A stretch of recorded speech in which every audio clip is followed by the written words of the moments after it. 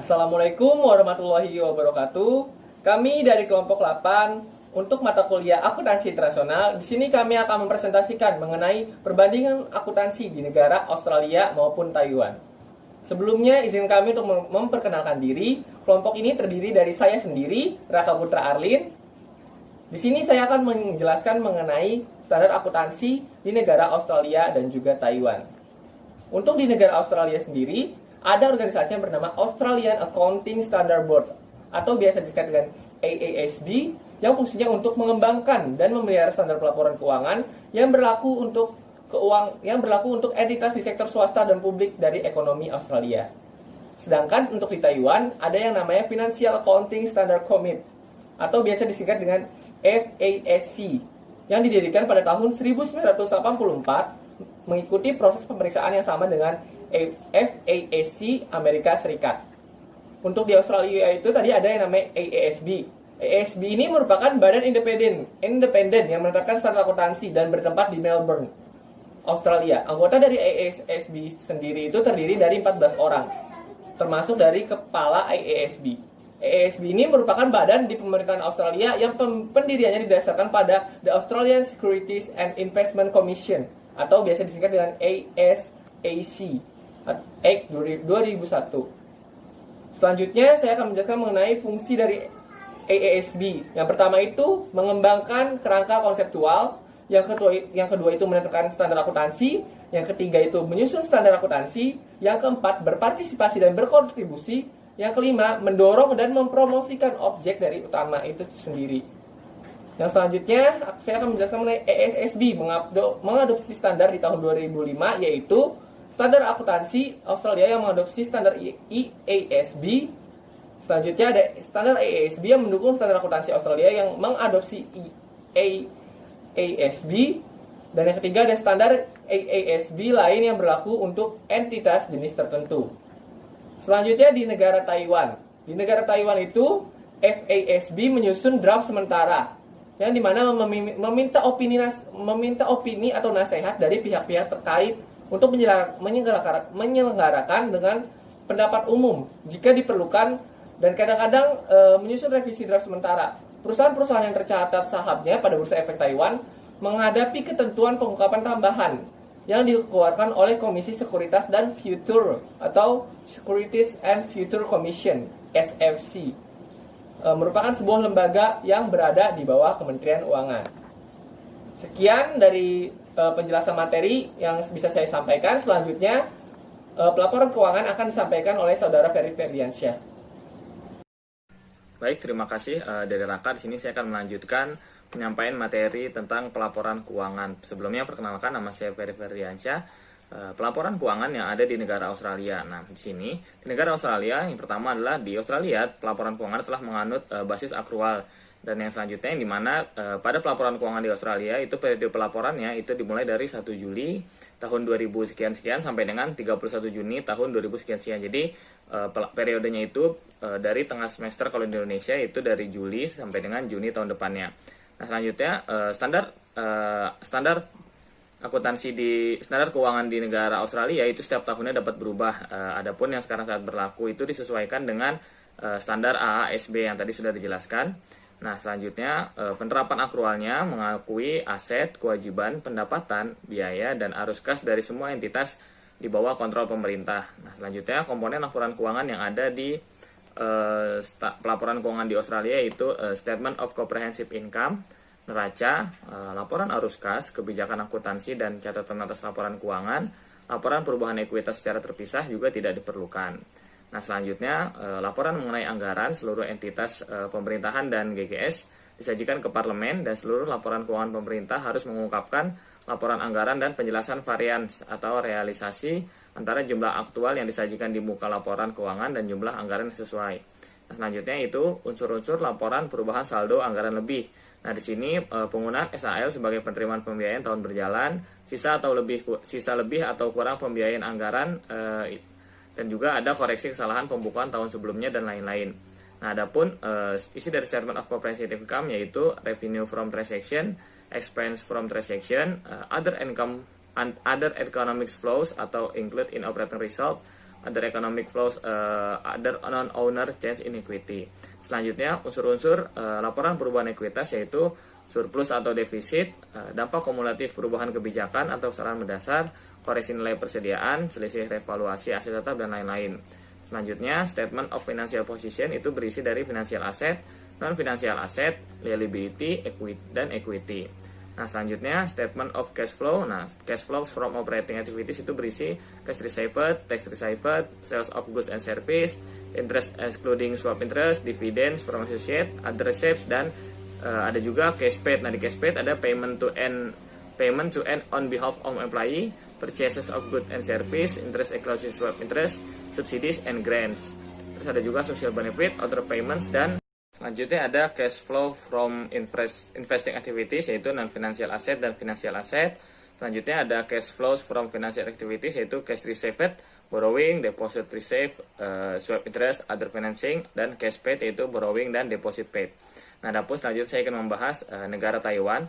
Nah, di negara Taiwan, hukum akuntansi komersial mewajibkan laporan keuangan berikutnya berisi yaitu neraca, laporan laba rugi, laporan perubahan ekuitas, laporan arus kas, dan catatan.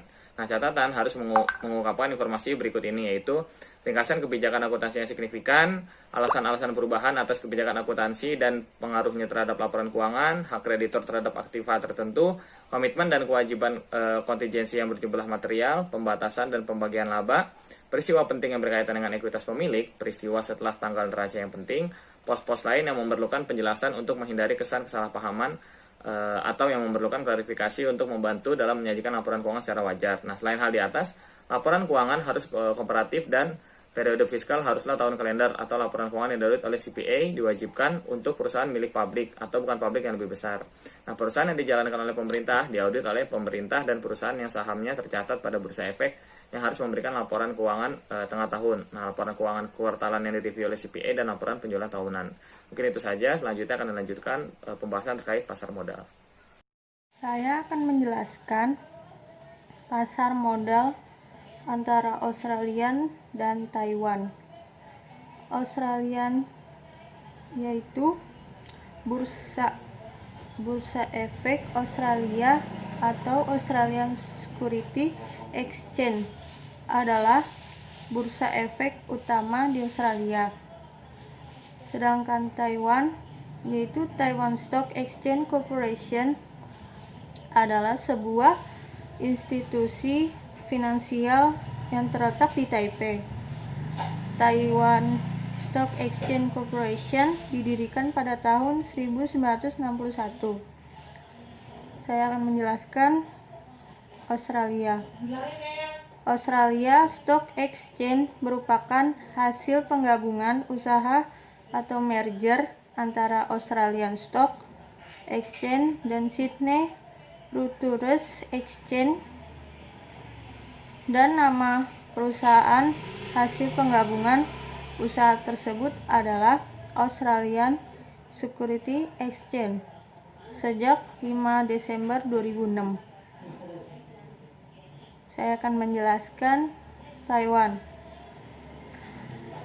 Taiwan Stock Exchange Corporation bertujuan untuk menyuntikkan stimulus baru dalam perekonomian. Taiwan Stock Exchange Corporation melaksanakan 4 tugas, yaitu melayani pasar, memperkenalkan produk-produk inovatif, memperluas skala pasar, dan menimpa aliansi internasional. Anggaran bursa efek Taiwan dengan modal total korporasi adalah 7.495.960 dolar dibagi 750.419.596 saham dengan nilai nominal 10 dolar per saham. Modal total korporasi adalah 700.504.195.999 $960 dibagi 750.419.596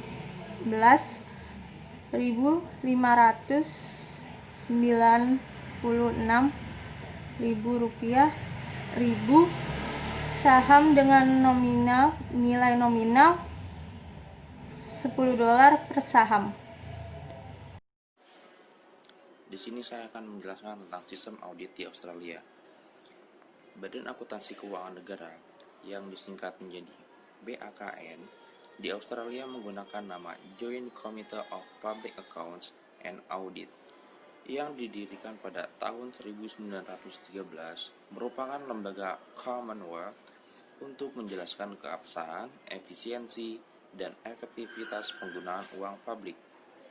BAKN itu sendiri yaitu badan yang dapat dibentuk oleh akuntan, ahli analisis keuangan, dan peneliti dibentuk pada permulaan pada masa keanggotaan DPR dan menetapkan susunan dan keanggotaan berjumlah paling sedikit 7 orang dan paling banyak 9 orang. Atas usul fraksi pada permulaan tahun sidang merupakan alat kelengkapan Dewan Perwakilan Rakyat yang bersifat tetap. Adapun tugas BAKN di Australia yaitu 1. Melakukan penelaahan terhadap temuan hasil pemeriksaan Badan Pemeriksa Keuangan atau BPK yang disampaikan ke Dewan Perwakilan Rakyat. Kemudian menyampaikan hasil penelaahan kepada komisi-komisi. Kemudian menindaklanjuti hasil pembahasan komisi terhadap temuan hasil pemeriksaan Badan Pemeriksa Tahunan, hambatan pemeriksa, serta penyajian dan kualitas laporan. Mengusulkan kepada komisi agar BPK melakukan pemeriksaan lanjutan. Kemudian meminta penjelasan dari BPK, pemerintah daerah, lembaga negara lainnya, Bank Indonesia, BUMN, dan Badan Layanan Umum. Kemudian hasil kerja disampaikan kepada pimpinan DPR dalam rapat paripurna secara berkala. Kemudian negara selanjutnya yaitu Taiwan. Kontrol Yuan adalah lembaga investigasi dan pendengaran independen pemerintah Republik Cina di Taiwan. Kontrol Yuan sendiri memegang kekuasaan sebagai berikut. 1. Impeachment. Kontrol Yuan memiliki kekuatan untuk mendakwa pejabat pemerintah. Kasus yang berhasil dimaksudkan kemudian dikirim ke pengadilan disipliner dari Judicial Yuan untuk diadili. Kemudian, kecaman. Kontrol Yuan juga memiliki kekuatan untuk mengancam pejabat. Terus, bukan pejabat saja, pemerintah atau pejabat-pejabat lainnya. Kemudian, audit. Eksekutif Yuan atau kabinet menyajikan anggaran tahunan kepada kontrol Yuan setiap tahun untuk diaudit. Kemudian, di Taiwan terdapat 3 jaminan audit, yaitu 1.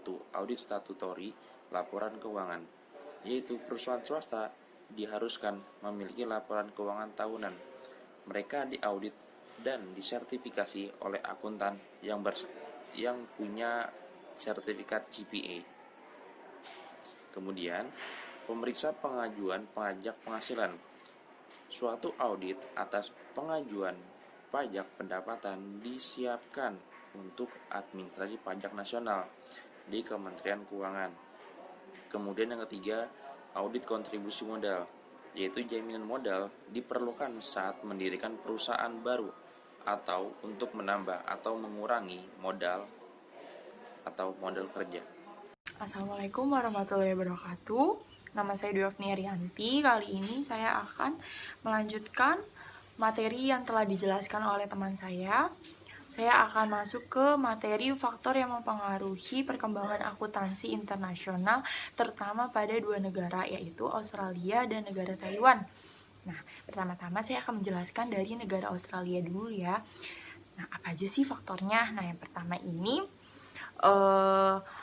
Australia ini dipengaruhi oleh negara Inggris sehingga kita dapat melihat dari struktur akuntansinya.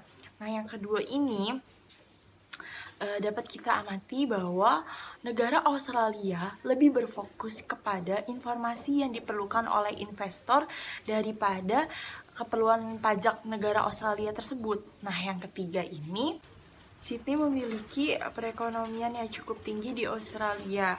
Struktur ekonomi terbesar mempengaruhi presentase pekerjaan terbesar meliputi jasa properti dan bisnis, jasa manufaktur, jasa retail, dan jasa kesehatan masyarakat, sehingga membuat Sydney memiliki sektor ekonomi yang cukup tinggi di kawasan Australia. Kita masuk ke negara Taiwan. Nah, saya pernah membaca suatu berita online yaitu Okezone yang menjelaskan bahwa Taiwan ini mengalami peningkatan selama 23 tahun ke belakang sebesar 10,47%, dan itu cukup drastis. Dikarenakan apa? Karena Taiwan ini telah melakukan kerjasama dengan Cina sehingga perekonomian di Taiwan ini selalu meningkat. Wow, keren. Nah, selanjutnya saya akan menjelaskan faktor-faktor perkembangan akuntansi di Taiwan. Nah, Taiwan ini memiliki ekonomi kapitalis dinamis dengan paduan investasi dan perdagangan asing oleh pemerintah yang terus berkurang. Nah, yang kedua ini, perpajakan merupakan sumber pendapatan penting untuk berbagai tingkat pemerintah. Dan ketiga ini, di Taiwan ini sangat memperdepankan pendidikan karena mereka tuh berpegang pada paradigma Konfusianisme. Nah, kalian tahu nggak paradigma Konfusianisme ini apa? Nah, paradigma Konfusianisme ini suatu pandangan mengenai pegangan sosial atau etika yang sudah diterapkan dari waktu yang cukup lama. Nah, terutama ini ada di Cina.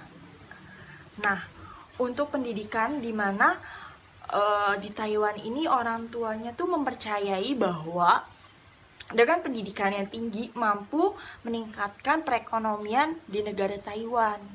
Nah, dari pemaparan materi yang telah saya jelaskan, saya akan menutup penjelasan materi mengenai negara Australia dan Taiwan. Semoga teman-teman di rumah dapat mengerti materi yang telah kita jelaskan, dan kita mohon maaf atas kekurangan dari pemaparan materinya jika kurang jelas. Wassalamualaikum warahmatullahi wabarakatuh.